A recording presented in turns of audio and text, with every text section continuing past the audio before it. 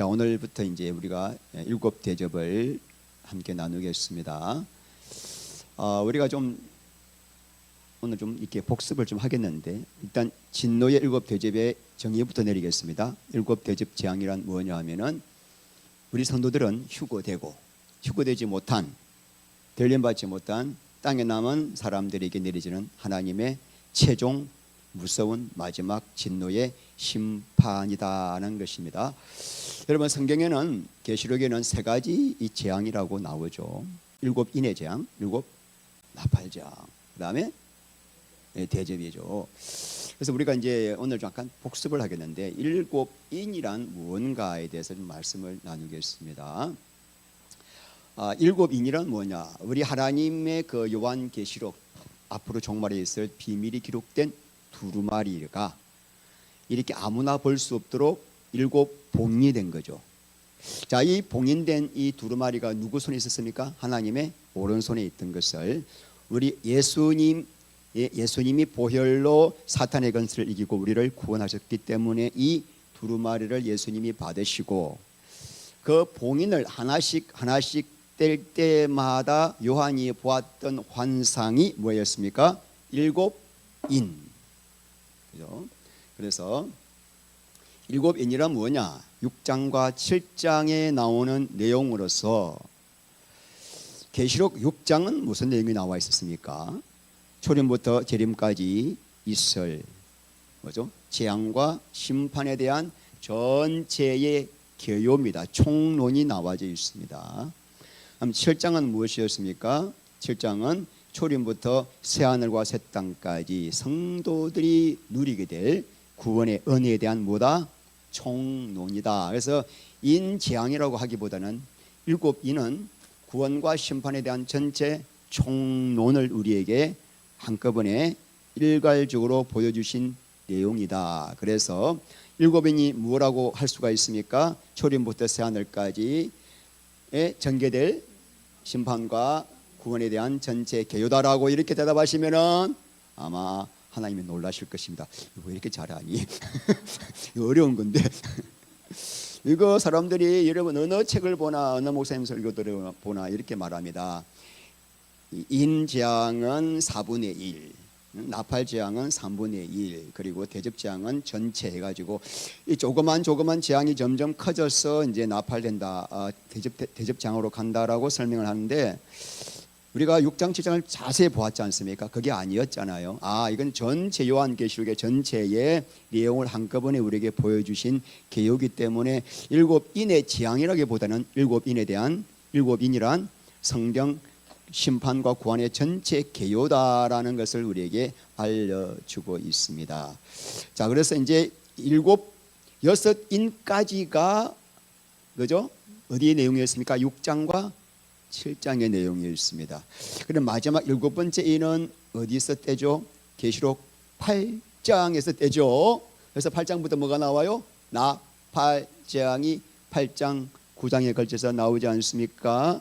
그래서 8장부터 22장까지의 전체 내용이 일곱째 인을 떼면서 두루마리에 기록된 그 종말의 비밀이 다 기록되어 있는 것이 어디부터 나와요? 8장부터 22장까지 이렇게 나온다 이겁니다. 자, 그렇다면은 우리가 나팔재앙이란 뭔가? 나팔재앙 우리 공부했잖아요. 8장 9장에 나오는 나팔재앙이란 뭘까요? 나팔재앙이란 재림 직전에 대환란 때 땅에 일어나게 될 재앙이다. 그래서 마태복음 24장 21절에 예수님께서 창세 이후로 이런 환란이 없었고 앞으로도 없을 것이다 라는 재앙이 바로 이 재앙이라고 저는 생각이 듭니다. 학자들마다 여러 가지 의견이 있지만은 저는 그렇게 생각을 합니다. 자, 그래서 여러분, 이 나팔 재앙의 목적은 무엇이었습니까? 나팔의 재앙의 목적은 사람을 경고하고 회개시키기 위함입니다. 그래서 구약시대의 나팔을 왜 불렀죠? 구약시대에 전쟁이 있거나 아주 중요한 일이 있을 때 나팔을 부어 경고했습니다. 결과는 어떻게 됐습니까? 회개하지 않더라. 기가 막히죠.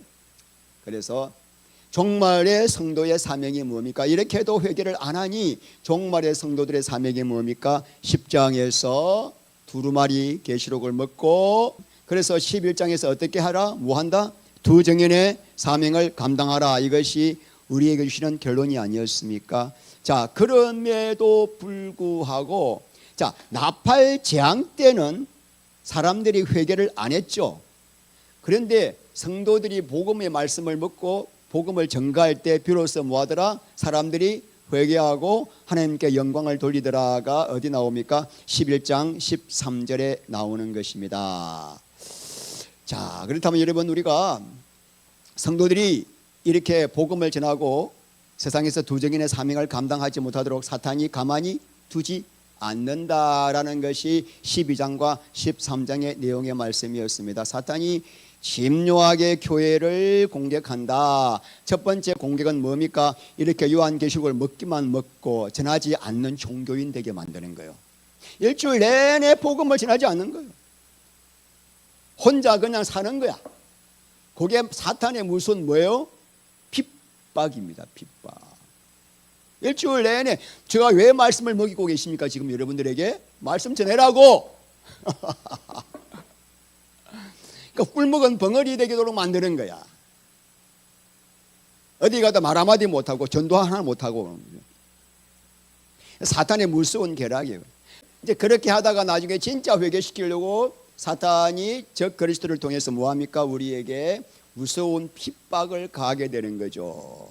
그래서 정말 죽음보다 더 무서운 핍박이 올 거라고 예고를 하고 있습니다. 이때 성도들이 어떻게 해서 우리가 승리할 수 있습니까? 성도들의 승리 비결은 계시록 12장 11절에 뭐합니까? 죽기까지 생명을 아끼지 않더라. 끝까지 인내하고 믿음을 지키더라. 할렐루야. 지금 우리가 이 믿음을 갖게 하기 위해서 말씀 먹는 겁니다. 그런데 우리가 이런 능력과 끝까지 믿음을 지킬 수 있는 그 권세가 어디로부터 어떻게 해서 우리에게 주어질까? 그것은 오직 십자가의 사랑의 능력. 할렐루야. 내 안의 의지와 결단으로 되는 것이 아니라 나를 위해서 십자가에서 죽으신 그 예수님의 사랑을 알고 나도 그 사랑으로 반응할 때 성령님이 하늘에 속한 능력과 권세를 계속 우리에게 부어주셔서 사탄의 어떤 핍박에도 흔들리지 않게 하는 거예요. 한 5개월 전에 그 고양이 한 마리가, 암놈 한 놈이 우리 집에 와가지고 5마리 새끼를 낳았잖아요. 고양이 새끼를. 그때부터 제가 그 고양이가 불쌍해가지고 지금 거금을 들여가지고 그동안 계속 먹였는데 어느 날부터 이 어미가 바람이 나가지고 행방불명이에요. 근데 새끼가 5명 남았는데 5마리 남았는데 이 5명 날에도 하나씩 사라지고 어떤 고양이는 뱀과 사투를 벌이다가 죽기도 하고 막 그래가지고 이제 한 마리 남았어.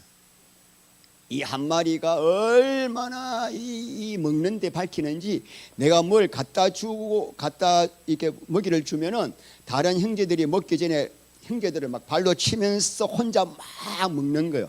또 여기다가 남은 그것도 놔두고 또 그거 가서 먹고 이렇게 먹는데 아주 밝히는 이놈만 남았어. 다 죽고. 내가 이렇게 지금 4개월 5개월째 먹이를 주었는데도 불구하고 도망을 가는 거예요. 만지려고 그러면 도망가고. 그런데 얘가 이제 한 2주 전부터 부모 잃고 자식이 아니고 형제 잃고 하다 보니까 회개를 했어. 회개를. 야, 이래서는 안 되겠다. 이거 이 남자 저 사람이 나한테 밥을 갖다 주고 은혜를 베푸는데 나도 이제 사랑을 보여야 되겠다 싶어서 그날 2주 전부터 갑자기 얘가 내한테 와가지고 막 내만 보이면 온 발을 감고 몸을 비대고 난리예요. 그래서 이제 재민이한테 물어봤어요. 야, 이게 무슨 행동이냐 하니까 굉장히 깊은 사랑을 표현하는 거래. 그게 지금 여러분, 제가 아무리 사랑을 주고 싶어도 반응을 안 하니까 마음이 안 가더라고요. 얘가 이렇게 사랑을 표현할 생각보다 저 마음이 막 녹아지는 거예요. 그래가지고 제가 이틀 전에 쿠팡에서 이 추운 엄동설 안에 고양이가 잘 살 수 있도록 집을 하나 사가지고 줬어요. 주니까 바로 들어가더라고. 지집인 줄 알고. 여러분, 사랑의 능력이에요. 하나님은 우리에게 당신의 생명까지 부르셨잖아요. 그죠? 그 사랑을 좀 반응을 하셔야 돼. 사람들까지도 반응이 없는 분 계셔요. 그러면 여러분 사랑이 안 나가요. 감사합니다. 정말 감사해요.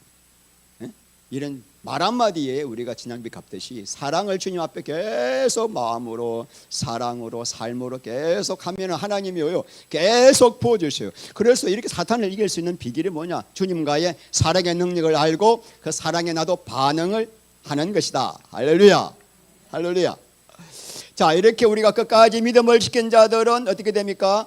14장에서 알곡 추수가 되죠. 다 기억나시죠? 이제 완히 이제 깨뚫고 계시죠? 이제. 그리고 알곡 추수가 돼가지고 어떻게 됩니까? 이제 15장에서 하늘 보좌에서 불이 섞인 유리바다에서 뭐 합니까? 찬양을 하나.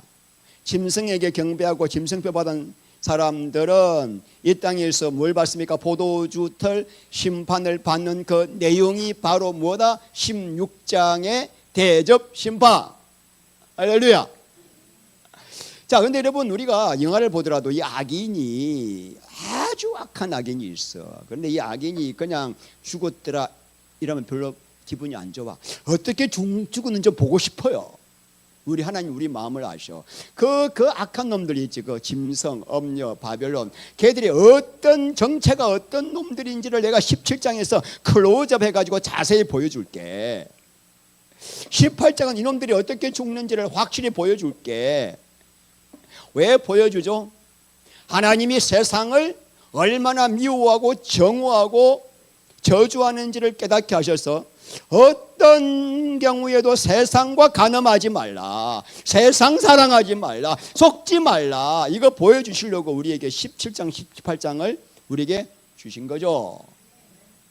19장은 뭐죠? 그러면은 늘림받은 성도들이 예수님과 함께 이 땅에 내려와서 남아있는 악의 모든 세력을 심판하는 아마겟돈 전쟁. 20장은 천년왕국이요, 21장은 새하늘과 새 땅이요, 22장은 결론. 계시록 끝났습니다. 여러분 쫙 보이죠? 1장부터 이제 1장은 수론, 2장 3장은 일곱 교회, 4장 5장은 천상의 예배, 6장부터 쫙 다 있잖아요. 그죠? 쫙 뚫히죠. 이제 어디 가도 계시록 강의하시겠죠? 자, 첫째 대접 읽겠습니다. 1절. 또 내가 들으니 성전에서 큰 음성이 나서 일곱 천사에게 말하되 너희는 가서 하나님의 진노의 일곱 대접을 땅에 쏟으라 하더라. 자, 하늘 성전에서 큰 음성이 났다는 이야기는 소리가 크다는 의미가 아니라 하나님께서 확정하시고 계획하신 그 하나님의 저주의 심판이 한 점의 오차도 없이 시행된다는 의미예요. 자, 어떤 내용의 음성이죠? 일곱 천사에게 너희는 가서 뭐해라? 하나님의 진노의 일곱 대접을 땅에 쏟아라. 자, 여기서 1절에 나오는 이 땅은 흙이 있는 이런 물리적인 땅이 아니라 사탄 권세가 지배하는 세상의 모든 영역에 저주를 쏟아라 이 말이죠. 근데 왜 대접이라는 단어를 썼을까? 대접을 엎어버리면은 대접 안에 있던 내용물이 완전히 쏟아져 버립니다. 여러분, 나팔지향은 몇 분의 1? 3분의 1만 해를 받았는데, 자, 대접지향은 그동안 쌓여있던 하나님의 진노가 한꺼번에 세상과 사람에게 쏟아지는 재앙이기 때문에 무슨 재앙? 대접재앙. 자, 열왕기하 21장 13절 내가 사마리아를 잰 줄과 아합의 집을 다림 보던 줄을 예루살렘에 베푸고 또 사람이 그릇을 씻어 범같이 예루살렘을 씻어 버릴지라. 내가 예루살렘을 대접을 엎음같이 완전히 최종 심판을 내리겠다. 그런데 그 근거 기준이 뭐냐면은 하나님의 감정이 아니라 뭐죠? 아합의 집, 북이스라엘을 심판했던 그 다림줄 아시죠?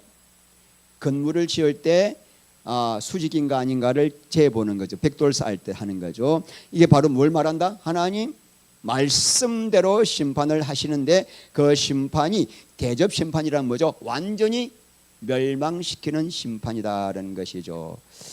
그래서 우리가 지금 잠깐 제가 오늘 이양 좀 복습을 좀 하고 싶은데, 여러분 나팔제왕과 대접제왕을 좀 이렇게 같이 비교를 해서 보셔야 됩니다.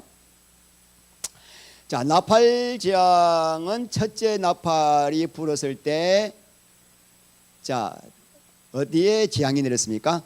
땅이었습니다. 땅. 그래가지고 3분의 1의 수목이 탔습니다. 둘째 나팔을 보니까 바다가 어떻게 됐어요? 3분의 1이 그죠? 피가 불같은 산이 바다에 빠졌다고 나와 있잖아요. 셋째는 뭐죠? 큰 불타는 별이 강과 물샘에 빠지니까 물의 3분의 1이 뭐가 됐다? 썰물. 기억나시죠 이제 여러분? 자, 넷째 재앙은 뭐죠? 해, 달, 별 3분의 1이 인침을 받아서 어두워지더라. 다섯째 재앙은 무저갱에서 황충이 나온다. 황충은 요즘 여러분 국회에 있는 저런 애들에게 들어가서 미치게 만들 악령들을 말합니다. 그런 인간들에게만 들어가서 미치게 만들려고. 그래서 그런 악령들의 재앙이죠. 여섯째 재앙은 유브라데 전쟁으로서 3차 전쟁이 아닐까라고 추측을 하게 됩니다. 자, 그런데 중요한 것은 대접재앙을 보시기 바랍니다. 자, 대접재앙도 보면은 자, 첫째 대접을 쏟으니까 어디 쏟아요?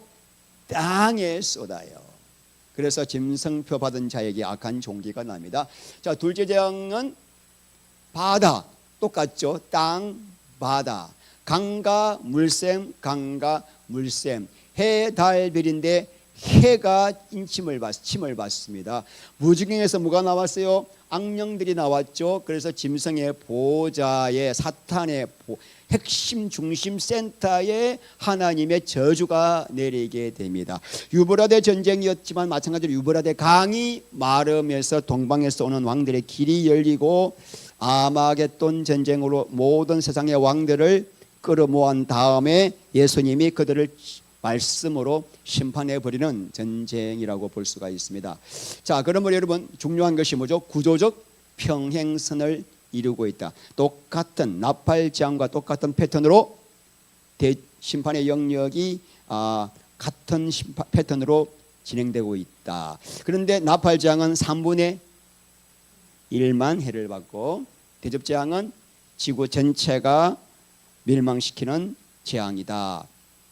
자, 그 다음에 여러분 이제 우리가 중요한 것은 땅, 바다, 강과 물샘에 이런 재앙이 임하고 해, 달, 별에 어떤 문제가 생겨서 이상기온이 생기고 닷새 아주 그 짐승 같은 사탄의 영을 받은 인간들이 국회에 나와가지고 나라를 막 망하게 만들고 법원에 나와가지고 나라를 망하게 만드는 이런 일들이 보이면은 전쟁으로 많은 사람들이 죽는 일이 보이거들랑 지금 뭐죠? 대접재앙을 미리 물어보신다. 맛배기로 보여주는 뭐다? 나팔재앙이 일어나고 있구나라는 것을 깨달아라라는 것이죠. 근데 여러분 중요한 게 있습니다. 자, 대접재앙은 끝났어요. 이제 이 대접재앙 때는 이제 모든 게 끝난 겁니다. 우리는 그 전에 들림받으니까. 그런데 문제는 뭐니까 나팔재앙을 불 때 아까 우리가 보았죠. 사람들의 회개를 합니까? 하지 않습니까? 회개하지 않더라 이겁니다. 그러니까 나팔재앙에 가서 내가 회개해야지 생각하면 안 된다는 거예요. 계시록을 듣는 지금 이 시간에 우리가 돌이키고 회개하지 않으면은 나팔재앙, 지긋지긋한 나팔재앙, 얼마나 나팔재앙이 힘든지 막 그 죽고 싶어도 그죠? 죽음이 그들을 피하리로다 그래. 너무너무 고통을 다 받는데도 회개를 못하니 나팔재앙까지 넘어가면 절대로 안 되는 거예요. 그래서 성도들은 뭐 하는 거예요? 지금 말씀을 듣고 돌아와야 한다. 성도는 지금 이 자연계 전체계 여러분 이 국회에 하는 일 나라 꼴 되어가는 모습을 보면서 영적으로 계속 민감해져야 됩니다. 야, 이거 진짜 말세 중에 말세다. 우리 예수님이 불법이 성행할 것이다. 지금 불법으로 대한민국에 완전히 이런 경우가 없었습니다. 박정희 때도 이러지는 않았거든요. 완전히 나라가 망하는 꼴로 돼가는 걸 볼 때 지금 여러분 이게 뭐예요? 정신 차려라, 정신 차려라. 나가서 싸우라는 게 아니에요. 하나님이 다 지금 심판할 걸 다 준비해가지고 맷돌을 갈고 계시기 때문에 아주 처참할 겁니다. 근데 우리는 뭐 기도 더 깨어 기도하는 주님 속히 주님의 공의와 주님의 정의가 이 땅에 임하게 하시고 주의 나라가 세워지게 하시고 주님이 심판하시고 주님이 빨리 오시옵소서. 기도가 안 나올 수가 없어요. 이 꼴을 보면 기도가 안 나올 수가 없어요. 근데 우리는 사람한테 분노하면 안 되거든. 하나님이 허락하셨거든요. 허락하셨어요. 제가 지금 대한민국 일어난 이 이야기하면 제가 설교를 못해요. 열불 나가지고. 그러니까 안 할 겁니다. 말씀만 전할 거예요. 제가 혼자 산에 올라가가지고 베락 그때 소리 질러요. 기도하면. 너무 속이 차가지고. 그렇게 해야 풀려요. 하나님 너무너무 속이 안타까워서. 자, 마태복음 16장 3절 아침에 하늘이 붉고 흐리면 오늘이 날이 굳겠다 하나니 날씨는 분별하면서 시대의 표적은 분별할 수 없느냐. 종말 우리 예수님 때부터 종말이 왔다. 그때부터 정신 차려라. 지금은 마지막 중에 마지막인데 정신을 못 차리고 있냐 아직까지. 그 말이잖아요. 그죠? 표적을 보면서도 어떻게 모르느냐. 그래서 오늘 우리가 볼 것은 드디어 이제 나팔 재앙에서 복음을 이 재앙에서 경고했음에도 불구하고 사람들은 회개하지 않고 그런데 복음을 전함으로 회개하더라. 이제 그것은 끝이에요. 이제. 그 다음에 이제 드디어 16장에서 마지막 세상을 완전히 멸망시키는 대접 재앙을 일으키겠다. 자, 2절 읽겠습니다. 첫째 전사가 가서 그 대접을 땅의 소돔의 짐승의 표를 받은 사람들과 그 우상에게 경배하는 자들에게 악하고 독한 종기가 나더라. 대접을 쏟아붓는 영역이 어디죠? 이제는 땅입니다. 땅. 이거는 이제 눈에 보이는 땅일 수도 있고 영적으로 해석할 수도 있겠죠. 자, 심판의 대상은 누구죠? 짐승의 표를 받은 사람들과 또 우상에게 경배하는 자들. 어디에 속한 자들? 땅과 사탄에 속한 자들. 그러므로 대접 재앙은 성도들하고는 상관이 없는 재앙이다. 성도들은 이미 들림받아서 불이 섞인 유리바다에서 찬양을 부르고 있는 기가 막힌 상태에 있습니다. 여러분, 짐승표를 받은과 우상에게 경배하는 이게 지금 현재 분사예요. 그러니까 지금 이 대접신앙을 심판을 받는 사람들이 어쩌다가 한번 실수해가지고 잘못해가지고 우상에게 경배하고 표받은 게 아니라 계속 그 짓을 하고 하면서도 회개하지 않은 사람들, 이 대접 심판 받을 때까지 계속 세상과 간음하고 세상이 좋아가지고 세상에서 세상 짐승을 경배하는 사람들이다라는 것을 우리에게 말해주고 있습니다. 자, 심판의 내용이 뭐죠? 악하고 독한 종기 헬코스입니다.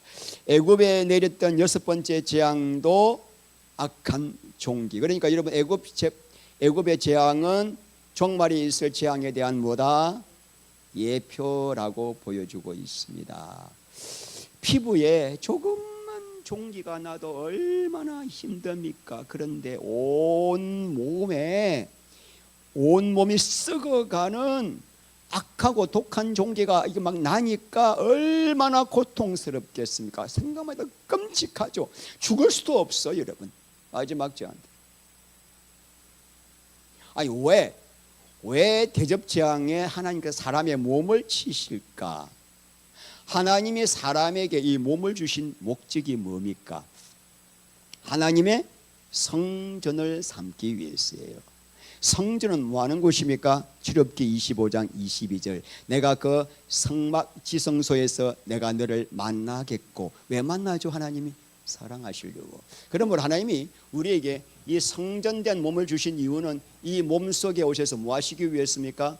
사랑하기 위해서입니다. 자, 고린도전서 3장 16절 시작. 너희는 성전인 것과 하나님의 성령이 너희 안에 계시는 것을 알지 못하는 누구든지 하나님의 성전을 더럽히면 하나님이 그 사람을 멸하시리라. 하나님의 성전은 거룩하니 너희도 그러하니라. 자, 여러분 제가 유튜브에 올린 거 보셨나요? 제가 2시간짜리 강의를 8분으로 줄였다니까요. 여러분도 공부하기 싫어하는 걸 내가 알고 8분 만에 끝내라고 영상을 만들었다니까요.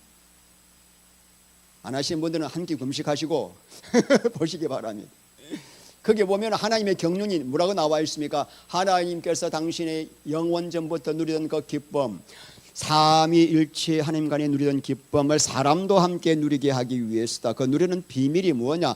우리의 육체를 만드셔서 육체를 성전 삼고 우리 안에 오셔서 당신과 함께 사랑을 나눔으로 이 몸을 성전으로 삼게 하셔서 하나님이 누리시던 그 모든 기쁨과 영광의 평강과 하늘에 속한 은혜를 영원토록 누리게 하시려고. 육체는 뭐 하는 곳입니까? 하나님과 사랑 나누는 곳이에요. 그리고 로마서 12장 1절 말씀에 이 몸을 가지고 뭐 합니까? 하나님께 산제물로 드리는, 그죠?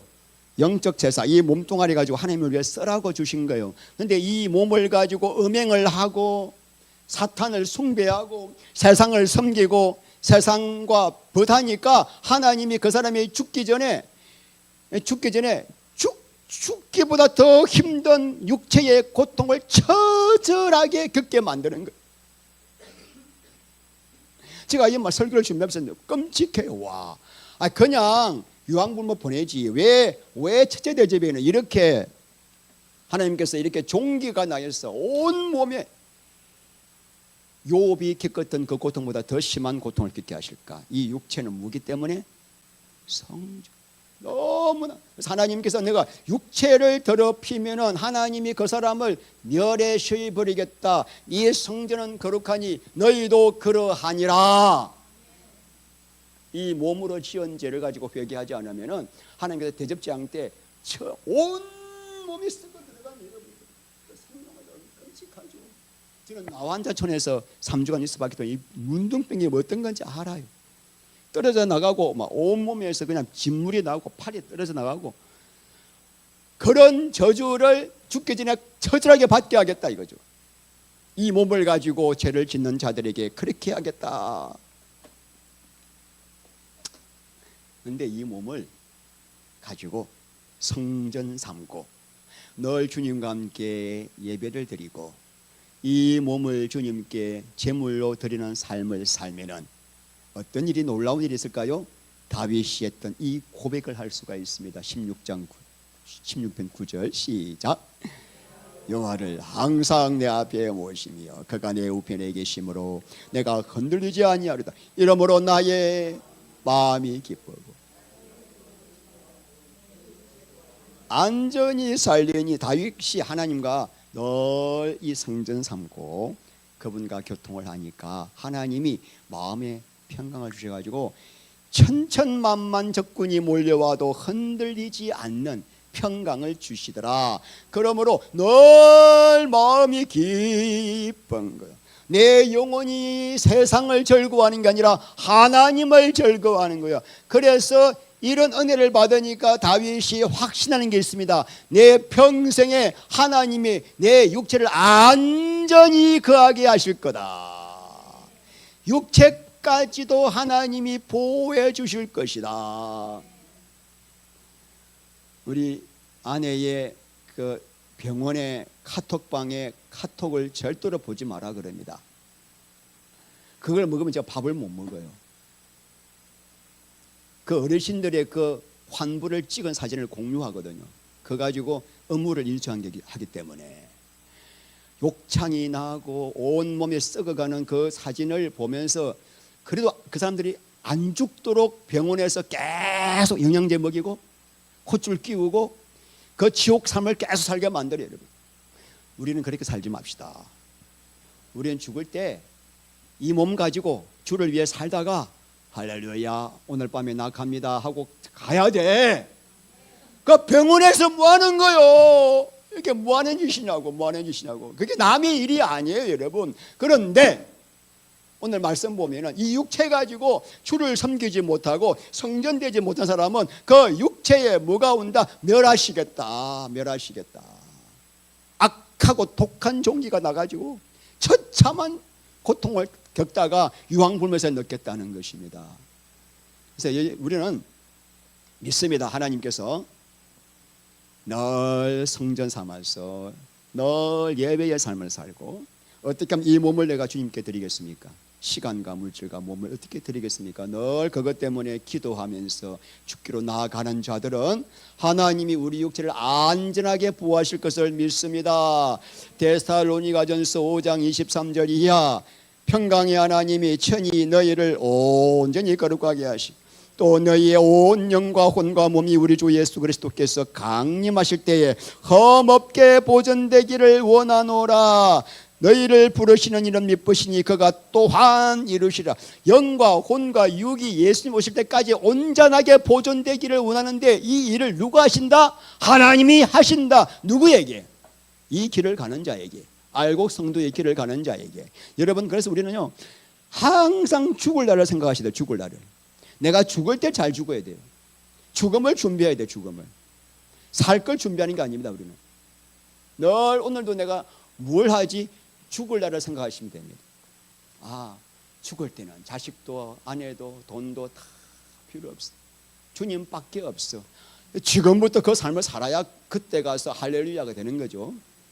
안 그렇습니까?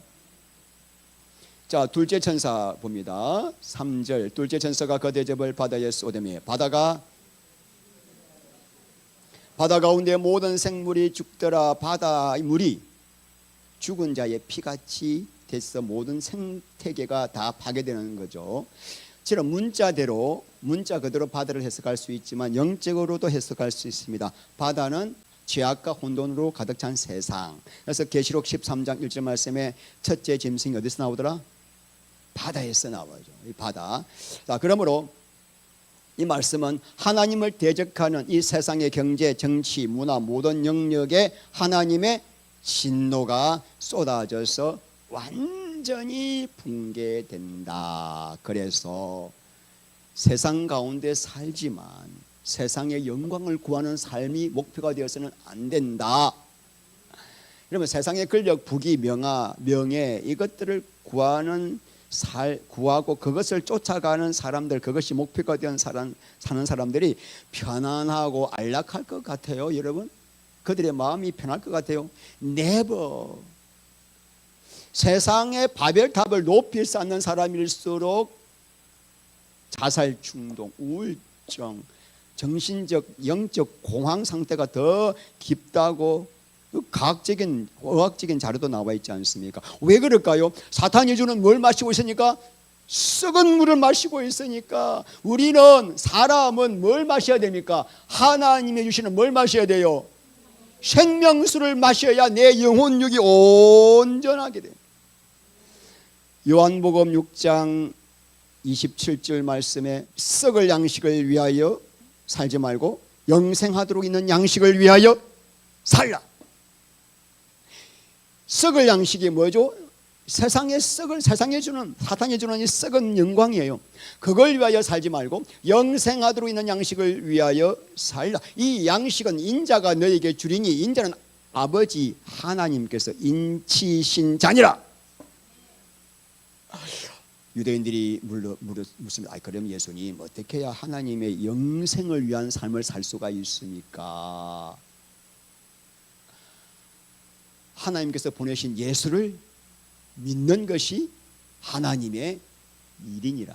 자, 여러분, 여기서 유대인들이 예수님에게 어떻게 해야 하나님의 일을 하오리까를 원어를 보면은 일들을 하오리까 에러갑니다. 근데 우리 예수님 대답하시기를 하나님이 보내신 예수를 믿는 것이 하나님의 일이다 할 때는 에르곤이에요. 단순입니다. 우리가 어떻게 해야 생명수를 마시죠? 복잡하게 묻는데 여러 가지 일이 아니라 예수를 먹는 거다 이거예요. 자, 그 예수님을 믿는 게 예수를 먹는 것이라는 것이 바로 그 30절부터 요한복음 6장 30절부터 믿는 거는 먹는 거야라고 장황하게 설명하고 있는 거죠. 예수님을 먹으면 예수님 안에 있는 생명수, 요한복음 7장 37절 말씀에 나를 믿는 자는 그 배에서 생수의 강이 흘러나리라. 계속 성령께서 우리 안에 생명수를 부어주니까 영혼 육이 온전히 안전한 거죠.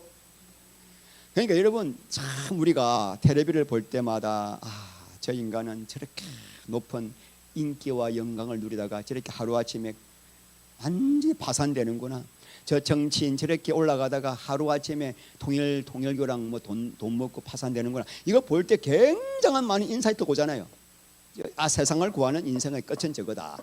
우리는 오직 한 번 예수를 구하는 것이다. 할렐루야, 할렐루야. 누가 예수를 먹을 수 있습니까? 그런데 여러분, 예수를 아무나 못 먹어요. 예수를 먹고 싶어도 못 먹어요. 그죠? 누가 예수를 먹을 수가 있습니까?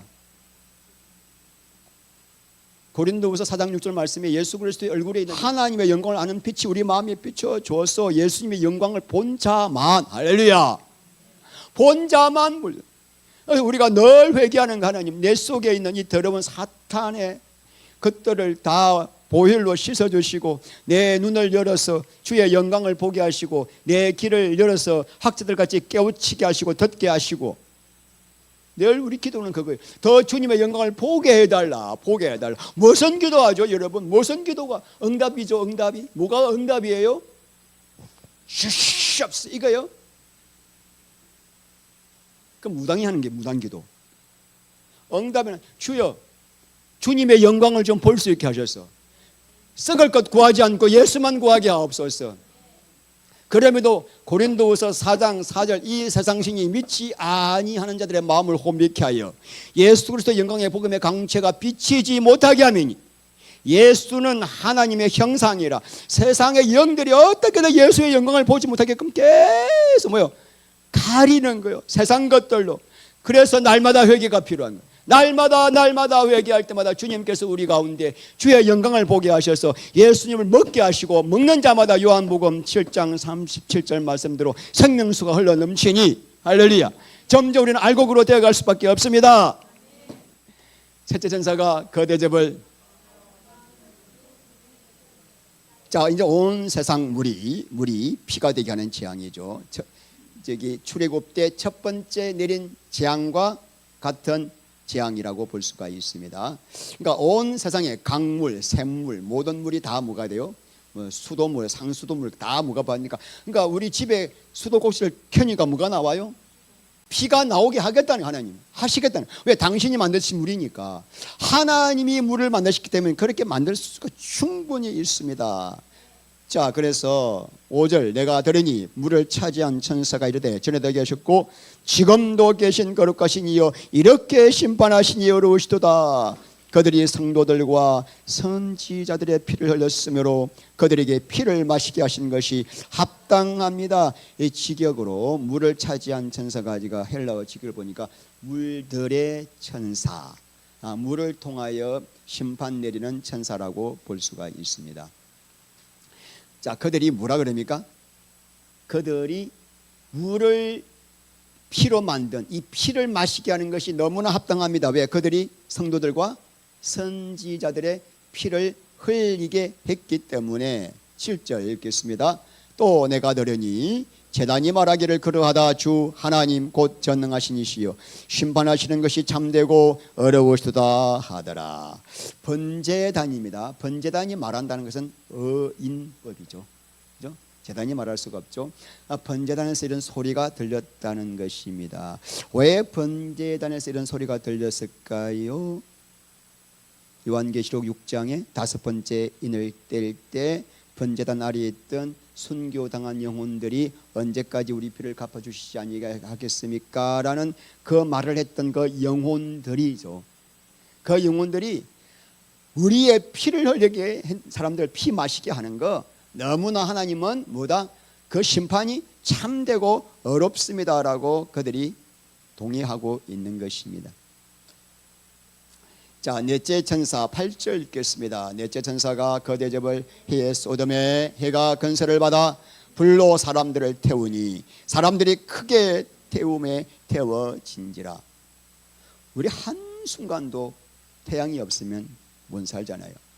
제가 썬룸에 낮에 얼마나 햇빛이 있어서 타다가 갑자기 구름이 딱 해를 가리면 싸늘하고 추워가지고 히터를 켜야 되는 거예요. 이 지구의 모든 생명체가 생명을 유지할 수 있도록 필수 에너지를 공급하는 게 태양이에요. 그러니까 태양이 사라지면 적시로 지구는 우주 평균 온도 마이너스 270도까지 내려가 버려요. 다 얼어 죽습니다. 이렇게 소중한 태양이기 때문에 사람들이 태양을 신으로 숭배했습니다. 자, 그런데 넷째 대접을 해에 쏟으니까 해가 건설을 받아서 수많은 사람들을 태우는데 불로 사람을 태우니 크게 태움에 태워진지라. 그러니까 수많은 사람들이 태양이 뜨거워지면서 그 불을 받아가지고 사람이 너무나 고통스럽게 다 죽는다는 거예요. 종기로 인해서 고통받는 것도 더 힘든데 여러분 사람이 다 죽는 거 상상할 수 없잖아요. 그런 고통 가운데 하나님께서 심판을 내리겠다는 것입니다. 그러니까 여러분 세상에 있는 이 모든 우주 만물은 하나님이 사람을 위해서 만드신 거예요. 그런데 마지막 때 이 아름다운 모든 우주 만물이 사람을 심판하는 뭐로 쓴다? 심판의 도구로 쓰신다는 거죠. 전부 다 재앙을 내리는 도구로. 그래서 우리가 지금 지구의 온난화, 폭염, 폭설, 폭우 같은 걸 보면서 별로 보면 안 됩니다. 아, 이게 지금 하나님께서 경고하시는구나. 심판날이 다가왔구나. 이런 재앙을 보면서 근데 사람들은 어떻게 합니까? 자, 우리 8절 이 재앙들을 행하는 근세를 가지신 하나님의 이름을 비방하며 또 회개하지 아니하고 주께 영광을 돌리지 아니하더라. 이런 고통을 당하는데도 회개를 안 한다. 이 말은 뭘 말합니까? 이들은 이런 고통으로 유황불못에 들어갈 만큼 합당하다. 그만큼 신령이 강팍하다. 와, 무섭죠. 죽는 순간까지 회개하지 않는 이들. 자, 10절 다섯째 천사가 그 대접을 짐승의 왕자에 쏟으니 그 나라가 곧 어두워지며. 자, 여러분 이때까지는 자연계입니다. 그죠?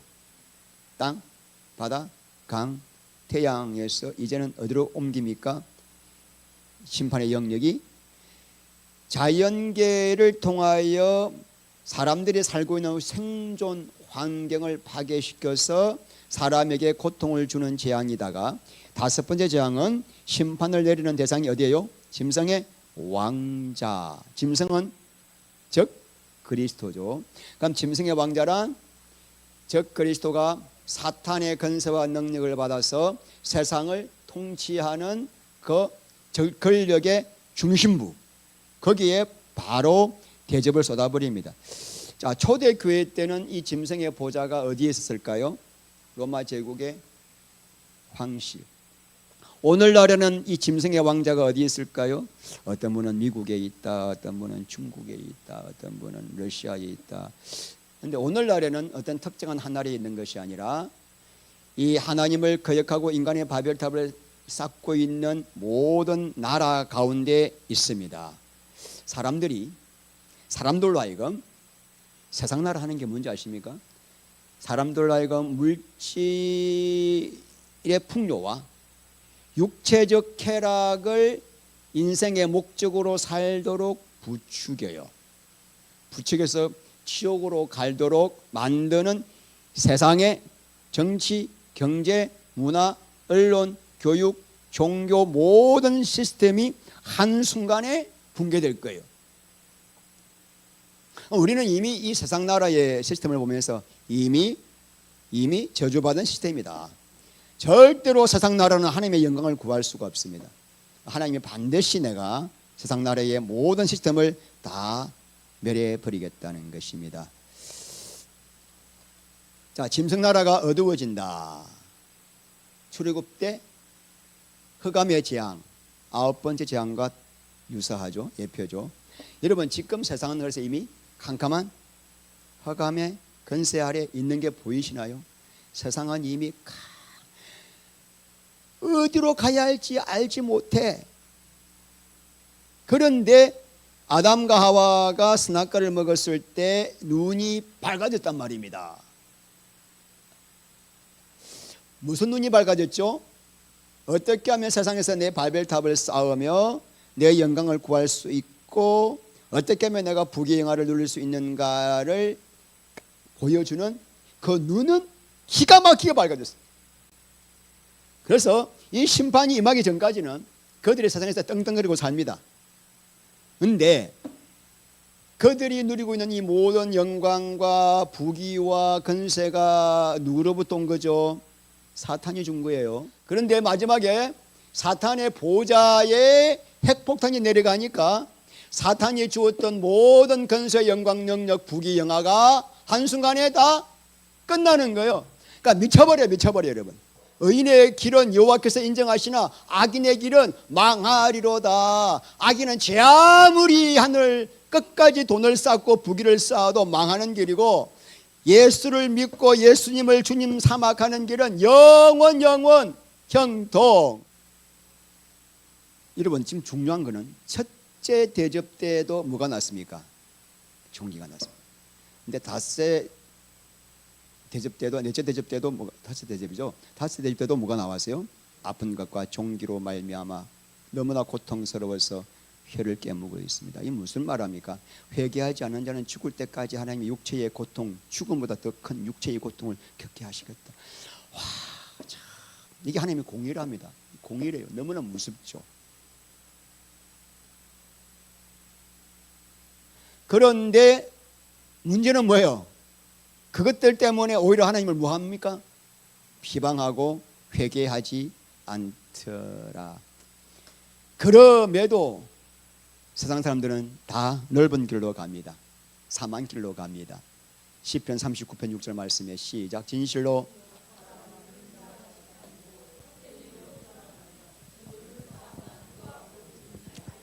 세상 사람들 그렇게 열심히 뛰어다니는데 그림자 같대요. 그림자는 아무것도 이룰 수 없습니다. 열심히 하는데 그림자 같이 헛일 헛짓하고 있다. 헛된 일로, 쓸데없는 일로 싸우고 바쁘고 뛰어다니고 요란하다. 재물을 아무리 싸워도 누가 거둘는지 알지 못하나이다. 누가 거두죠? 우리가 거두죠. 너희들은 쌓아라 우리가 다 하거든. 그 행사가 다 형통하기 때문에. 7절 자, 주여 이제 나의 소망은, 그러니까 여러분 예수님께 소망을 두고 예수님이 주인이 되면은 아까 말씀대로 생명의 빛이 비춰져요. 요한복음 8장 12절에는 세상의 빛이니 나를 따르는 자는 어둠에 다니지 아니하고 생명의 빛을 얻으리라. 그러니까 예수님이 생명이시기 때문에 그분을 따르는 자에게는 내 영혼의 빛이 비춰져서 가야 할 길 가지 않을 길, 성과 속, 사망과 생명길, 진리와 거짓이 딱 보여요. 여호와는 나의 빛이요 나의 생명이시기 때문에 보인단 말입니다. 왜 안 보이죠? 아직 예수님이 주인이 아니기 때문에. 왜 그렇게 캄캄하죠? 아직 주인이 아니야. 십자가가 뭔지 몰라. 자기 부인이 뭔지 몰라. 안 보여.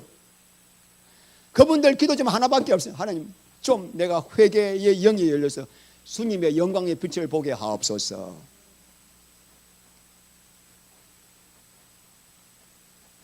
나의 소망은 주께 있나이다. 예수님께만 소망이 있는 자가 예수님을 따르는 자입니다. 할렐루야. 마태복음 16장 24절 말씀에 누구든지 나를 따르거든 자기를 부인하고 십자가를 지고 나를 따라야 할 것이다. 이 예수 그리스도가 진짜 나의 주인이 되기 위해서는 내가 주인 되어 사는 것이 얼마나 고통인지 알아야 되는 거예요. 소뚜껑에다가 손을 대보니까 아 뜨거워 알아야 소뚜껑에 손을 안 대는 거예요. 아무리 예수가 주인 되는 이 삶이 축복이라 하더라도 예수가 주인이 아니고 내가 주인 되어 사는 삶이 얼마나 고통이고 저주인지를 알아야 예수가 주인 되는 거죠. 그래서 예수를 믿는 사람들에게 하나님께서 계속 허락하시는 고통과 연단이 뭐냐면은 그 고통과 연단을 통해서 생각해야 할 게 있습니다. 이 고통과 연단은 전부 다 뭐 때문에 왔다? 내가 주인 되어 살고 있기 때문에. 이것 딱 깨닫고 자기를 부인하는 그 스테이지로 들어가게 되면 바로 하나님이 평강을 주셔요. 연단과 고난 가운데 있는데 평강이 온다니까요. 이게 하나님의 은혜입니다. 아, 내가 지금 너무 사람 관계, 환경 관계 많이 힘들고 답답하고 그래. 왜 그런 거 왔죠? 기도하면 아, 네가 지금 살아있네. 아직 너가 주인이네. 아직도 너는 너 이름, 너 영광을 구하고 있네. 그거 아직 안 죽었잖아. 그거 깨닫게 하시려고 그런 일을 허락하시는 거예요. 그래가지고 그거 깨닫고 아, 할렐루야, 예수와 함께 죽었군요. 그 삶을 버리고 딱 돌아서는 순간에 하나님이 성령 안에서 의와 평강과 희락을 부어주십니다. 할렐루야. 우리 마지막 한번 다시 읽습니다. 나의 소망은 주께 있나이다. 주께 있기 위해서는 한마디 더 할게요. 주께 있게 하기 위해서는 내 아이에 대한 소망이 다 끊어져야 돼. 신용주 나에 대한 소망이 다 끊어진 자만 주께만 소망을 둬요. 그러기 위해서 우리가 날마다 자기 부인을 하는 거죠. 할렐루야. 기도합니다. 하나님 감사합니다. 우리 사랑하는 성도님들, 이 놀라운 십자가의 사랑을 알았으니 반응하게 하시고 마음을 다하여 주님을 사랑하여 내 삶 속에 예수 밖에는 소망이 없는 자가 되게 하여 주시옵소서. 더더 주께로 가까이 가는 자가 되게 하셔서 예수 안에 있는 이 놀라운 은혜와 생명과 진리를 풍성히 누리게 하여 주시옵소서. 예수 그리스도 이름으로 기도합니다. 아멘.